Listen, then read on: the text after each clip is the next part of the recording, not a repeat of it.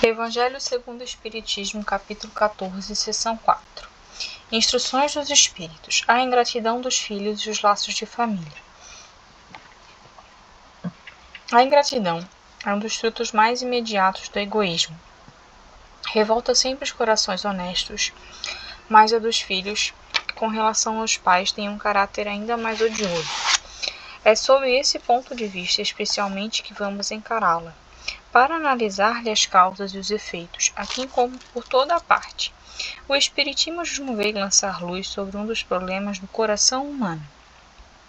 Quando o espírito deixa a terra, carrega consigo as paixões ou as virtudes inerentes à sua natureza, e vai para o espaço, se aperfeiçoar ou ficar estacionário, até que queira ver a luz. Alguns, pois, partiram carregando consigo ódios poderosos e desejos de vingança insatisfeitos, mas alguns destes, mais avançados que os outros, é permitido entrever algo da verdade. Eles reconhecem os funestos efeitos de suas paixões, e então tomam boas resoluções. Compreendem que para ir a Deus não há senão uma senha: caridade. Ora, não há caridade sem esquecimento de ultrajes e injúrias, não há caridade com ódios no coração e sem perdão. Então, por um esforço inaudito, olham aqueles que detestaram na terra, mas ante essa visão, sua animosidade desperta, revoltam-se com a ideia de perdoar, e mais ainda, com a de que se abdicarem de si mesmos, sobretudo, a de amarem aqueles que talvez destruíram a fortuna, a honra, a família. Entretanto, o coração destes infortúnios está abalado. Eles hesitam, vacilam, agitados por sentimentos contrários. Se a boa resolução vence, pede a Deus, imploram os bons espíritos que lhes deem força no momento mais decisivo da prova.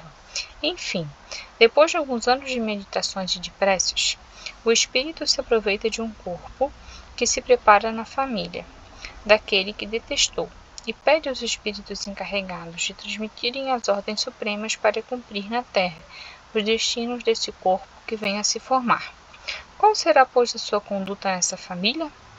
Ela dependerá, mais ou menos, da persistência de suas boas resoluções. O contato incessante dos seres que odiou é uma prova terrível sobre a qual sucumbe, às vezes, se sua vontade não é bastante forte. Assim, segundo o triunfo, a boa ou má resolução será amigo ou inimigo daqueles que no meio do qual foi chamado a viver. Por aí se explicam esses ódios, essas repulsas instintivas que se notam em certas crianças e que nenhum ato anterior parece justificar. Nada como efeito nessa existência pode provocar essa antipatia.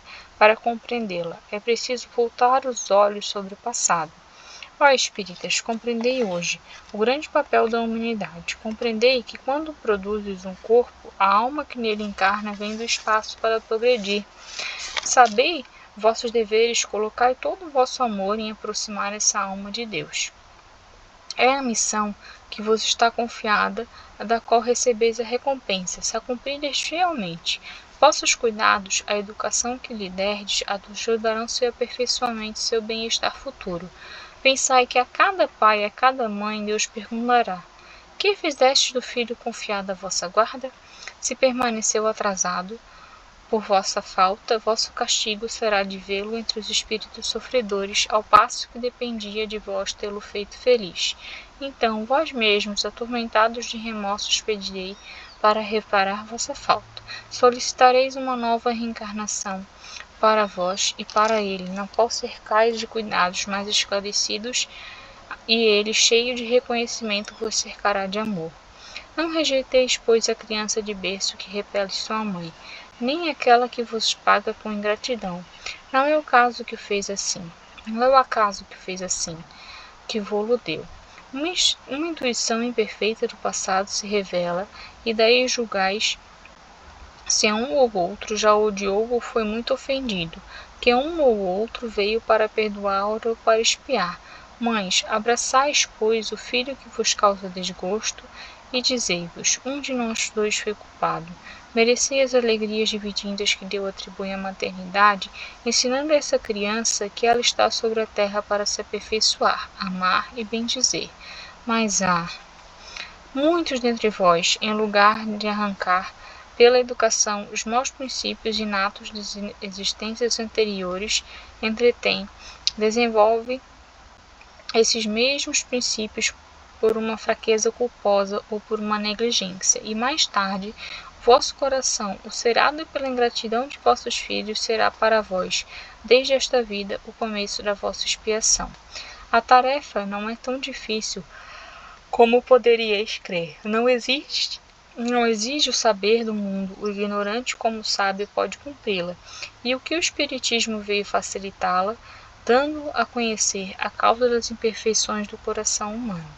Desde o berço, a criança se manifesta os instintos bons ou maus que traz de sua existência anterior. É a estudá-los que preciso se aplicar. Todos os males que têm princípio no egoísmo e no orgulho. Espreitai, pois, os menores sinais que revelam os germes desses vícios, e empenhai-vos em combatê-los, sem esperar que lancem raízes profundas. Fazei como um bom jardineiro que arranca os maus brotos à medida que os vê despontar sobre a árvore. Se deixais de desenvolverem o egoísmo e o orgulho, não vos espanteis de ser mais tarde pagos pela ingratidão. Quando os pais fizeram tudo o que deviam para o adiantamento moral dos filhos, se não se saem bem, não tem censuras a se fazer, a sua consciência pode estar tranquila, mas é o desgosto muito natural que experimentam no sucesso dos seus esforços. Deus reserva uma grande e imensa consolação pela certeza de que não é senão um atraso, e que lhes será dado acabar em outra existência a obra começada nessa, e que um dia o filho ingrato os recompensará com seu amor. Deus não faz a prova acima das forças daquele que a pede, não permite senão aqueles que podem ser cumpridas. Se não se triunfa, não é pois a possibilidade que falta, mas a vontade, porque quantos há que em seu lugar de resistir? Os maus arrastamentos neles se comprazem, a estes estão reservados os prantos e os gemidos em suas existências posteriores. Mas admirai a bondade de Deus, que nunca fecha a porta ao arrependimento. Chega um dia em que o culpado está cansado de sofrer, em que seu orgulho está enfim domado, e é então que Deus abre seus braços paternais ao filho pródigo, que se lança aos pés. As fortes provas, entendei-me bem, são quase sempre o indício de um fim do sofrimento e de um aperfeiçoamento do espírito, quando são aceitas por amor a Deus. É um momento supremo, e nele, sobretudo, importa não valir murmurando, senão e se quer perder-lhe o fruto e quer de recomeçar. Em lugar de vos lamentardes, agradecei a Deus que vos oferece ocasião de vencer para vos dar o prêmio da vitória. Então, quando saídos do turbilhão do mundo terrestre, entrardes no mundo dos espíritos, nele sereis aclamados como soldado que sai vitorioso no meio do combate. De todas as provas, as mais penosas são as que afetam o coração. Alguém suporta com coragem a miséria e as privações materiais, mas sucumbe ao peso dos desgostos domésticos, esmagado pela ingratidão dos seus. É uma pungente angústia essa, mas que pode melhor nessas circunstâncias revelar a coragem moral que o conhecimento das causas do mal e a certeza de que, se há extrema aflição, não há desesperos eternos, porque Deus não pode querer que a sua criatura sofra sempre? Que mais consolador, mais encorajador, que esse pensamento de que depende só de si, de seus próprios esforços, abreviar o sofrimento, destruindo de si as causas do mal? Mas para isso é preciso não deter o olhar sobre a terra, e não ver senão uma única existência. É preciso se elevar, planar no infinito do passado e do futuro. Então a grande justiça de Deus se revela ao vosso olhar.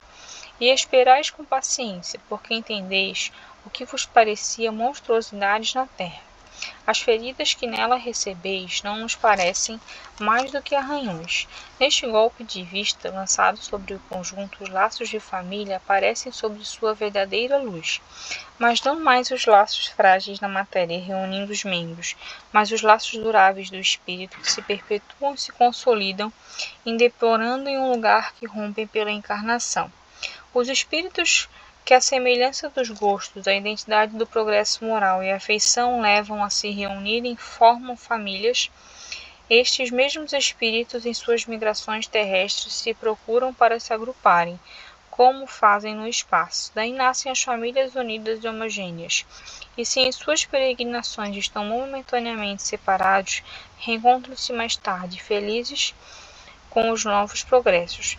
Mas como não devem trabalhar unicamente para si, Deus permite que os espíritos mesmos avançados venham a se encarnar entre eles, para aí aurir conselhos e bons exemplos no interesse do seu adiantamento. Eles causam por vezes perturbações, mas aí a prova, aí está a tarefa.